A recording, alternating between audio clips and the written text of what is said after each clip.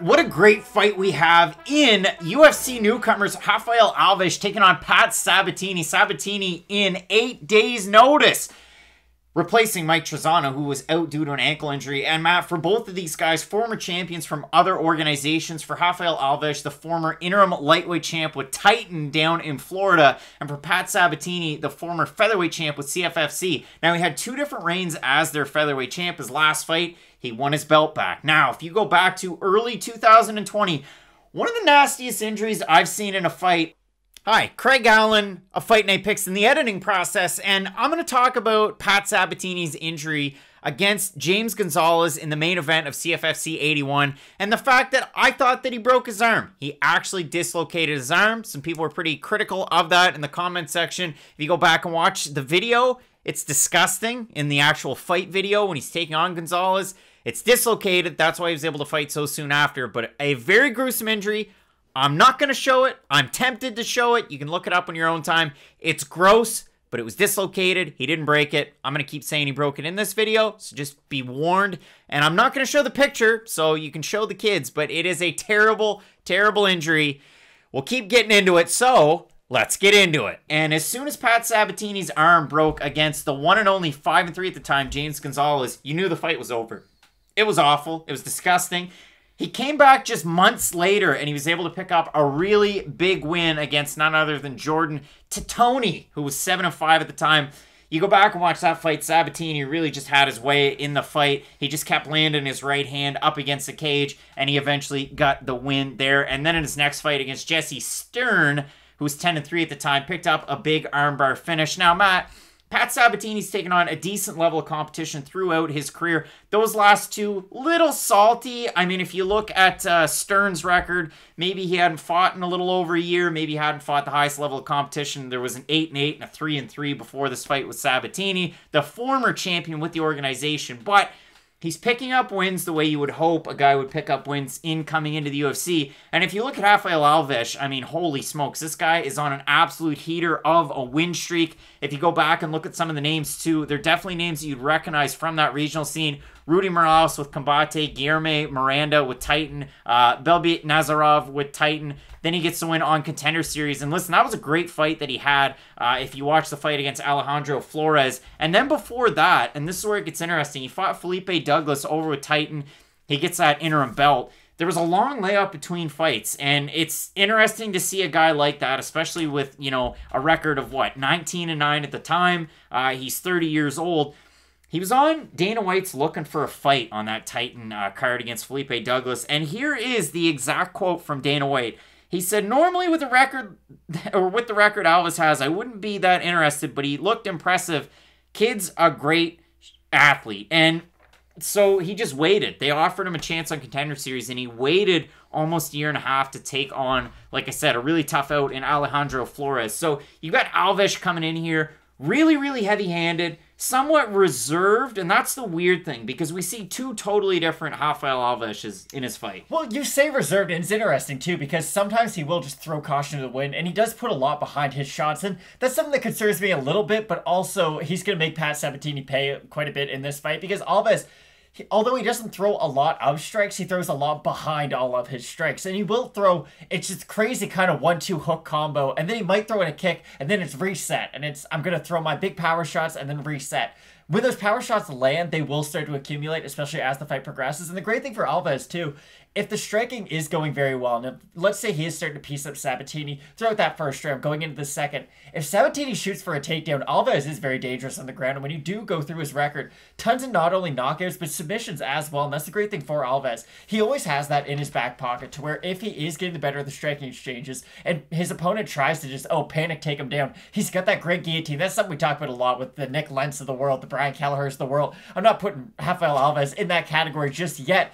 But to have that weapon in your toolbox, in your UFC debut, is a really nice thing to have. And against a guy like Pat Sabatini, who, again, is another very well-rounded fighter who can get it done on the feet, can get it done on the mat, it's just a great little wrinkle for Alves to have in this fight. Both of these guys coming out of great camps as well. For Alves coming out of MMA Masters, you know Colby Covington's there now, but Danny Chavez, who's also on this card, Ricardo Lamas, a longtime MMA Masters guy. For Pat Sabatini, if you have a look, depending on what site you go to, NPR Endurance MMA, I know if you watch his fights on CFFC, they mention that, but as well, Renzo Gracie Philly. And if you look at the level of training partner that he has there, Sean Brady's of the world, but a couple of other names that I was able to throw down. Jeremiah Wells, that, you know, UFC signee, he was supposed to have a fight last year that kind of fell out on late notice, as well as Jonathan Webb, fellow UFC vet as well. So some good names for both of these two guys. Very accredited in jiu-jitsu. They both are as well. They're both Brazilian jiu-jitsu black belts. And that's the thing. I mean, for Alves, we see it where in certain fights, I mean, I think the prime example is a fight against Guilherme Miranda. He just shoots in as quick as he can, just lands an absolute crazy flurry of attack, and then he just kind of pulls off a little bit. And you'll see that in the Alves fights where he goes wild and then he just takes time off and he just kind of mirrors his opponent, stands there. He'll throw a single shot, maybe the 1-2, maybe he'll throw in a leg kick as well. I know if you go back and watch his fight against, it was the one against Babit Nazarov, where Alves hurt his right leg and then right at the end kind of able to get the guillotine choke. And if you watch the fight against, it was his last one against Alejandro Flores, it was kind of a fight where Flores was fighting on the back foot, but he was landing quite a bit, which you could definitely see Pat Sabatini doing in this fight. And then Alves decided, you know what? My nickname's The Turn. Well, I'm going to turn the tables. I'm just going to run in, throw one shot, pull guillotine as tight as possible, and he finished that fight. So it was an amazing finish for Alves. And if you go back and, again, watch those fights with Titan, he had a bit of a fluffer, I think. And, you know, if you've watched any dirty movie, they have fluffers to get those guys ready for the show. For Alves, there was one fight, they had him listed as 5'11" with a 70.5-inch reach. Another fight, he was 5'7" with a 70-inch reach. UFC and Dana White's Contender Series had him at 5'8", 68 inches of reach. So I don't know who was holding the measuring tape, but apparently they didn't know what they were doing with Titan. And we're going to take the UFC's numbers off of that. So for Alves, we had two comparables.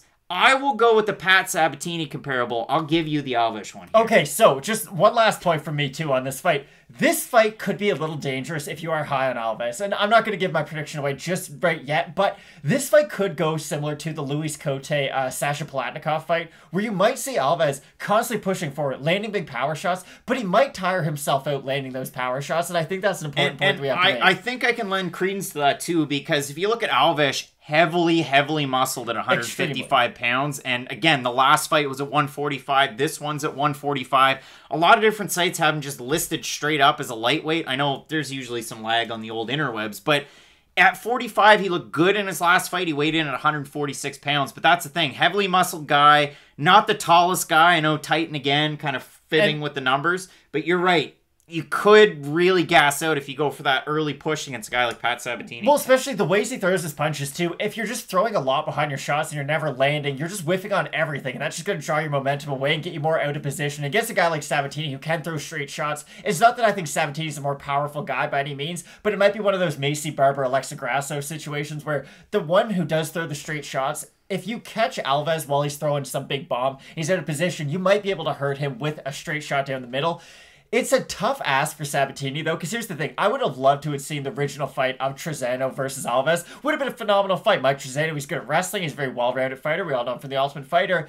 Sabatini, I think, is a good prospect who has a good future in the UFC. It's just a really hard ask for him to beat a guy like Rafael Alves on only 8 days' notice. And with Alves, and you see this out of every commentary team that's covered one of his fights, it's, well, he can let his hands go and he can throw these crazy power shots because of how good his ground game is. You're taking on a Pat Sabatini that's a pretty good wrestler in his own right. He has pretty good jiu-jitsu as well. Again, we talked about the fact they're both Brazilian jiu-jitsu black belts. For Alves, the other thing that he does, and I don't love this, at the start of just about every fight, he does a jumping flip, which, like, listen, you're not Carl Edwards. What are you doing? So he does that at the start of every fight. If Paul Felder is commentating, and I know he did in Alves' last fight, he will crucify that. Like, most MMA fighters hate seeing that because you can blow out a knee, you can blow out an ankle. You've seen injuries from stuff like that after fights. You hate to see it. I mean, Dana White hates it when Justin Gaethje does it. So if you see a guy like Alves do it, A, you don't like it, but B, he throws spinning wheel kicks, he throws hook kicks, he'll throw an axe kick. Like, he throws all these wild, unorthodox techniques because of how good his ground game is. Sabatini, if we could make a comparison between Sabatini and a fighter that you already know and love in the UFC roster, and maybe it's a little bit of bias because the guy's on the card, he reminds me a lot of Charles Rosa. He stands really wide. He will keep a little bit of weight on his front foot. He'll switch stances quite a bit. but he does have good movement and he has pretty good hand speed as well. So a guy like Charles Rosa who has that kind of longer karate stance, but again, you know how good his wrestling is, his takedown defense, and his own jiu-jitsu. Pat Sabatini, little bit like Charles Rosa. Matt, who is Rafael Alves a lot like in MMA? A lot like Lorenz Larkin, because he doesn't have...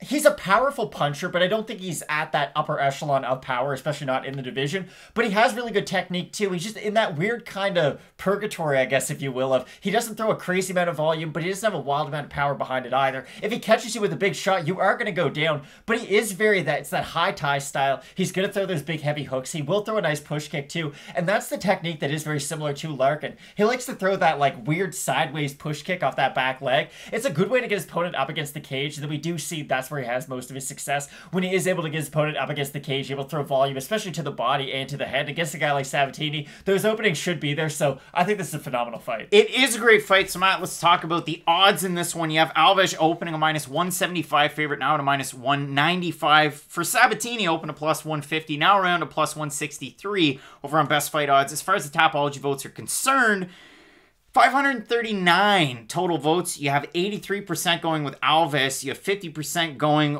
by submission for Alves. A little bit of a surprise because, again, if you look at Pat Sabatini, out of the 3 losses, 2 of them by decision, 1 unanimous, 1 split, and then the one where he broke his arm about this time last year. So hopefully we don't have any flashbacks. He's won 2 in a row, both of them by finish. Alves on that tidy little win streak, as we mentioned. And if you go back and look at his record, I mean, he's fought a decent level of competition. The losses were all pretty close together about 6 years ago. And really, since he's changed his game up, he's found a lot of success in MMA. So final takeaways here. I think it's a great fight. I think it's evenly matched. A little unfortunate that Sabatini coming in on short notice, but you get a chance at the UFC.